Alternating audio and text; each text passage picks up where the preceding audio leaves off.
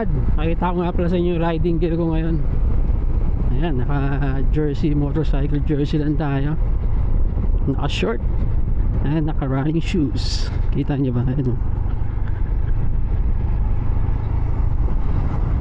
Tapos naka-combine tayo na gloves. Ganda nito mga Brad, solid.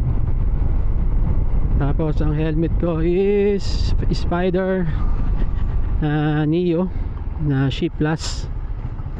So wala nang Shape 3 mga Brad, Shape Plus na. Nasa Neo na model na siya, no? Tapos meron na siyang kasamang yung spoiler ba tawag doon, parang maangas na performance sa likod. Dito pakita ko sa inyo mga Brad. Yan. Tapos ang visor nito is pin lock ready na. Tapos ang ganda na ng inner foam niya mga brada. Mas makapal din siya, Shape 3 ng Spider, no? Tapos ang camera natin gamit is Insta360 Ace Pro. Ayan mga brad, tingnan nyo.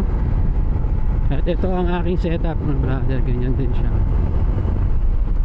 Nakalapel mic ako na pinasok ko sa loob ng aking helmet.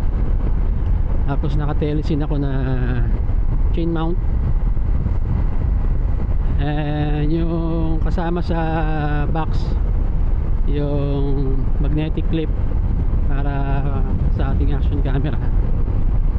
So yun yun. Harurutan tayo nito ng NMAX turbo na sa likod. Hey, harurut.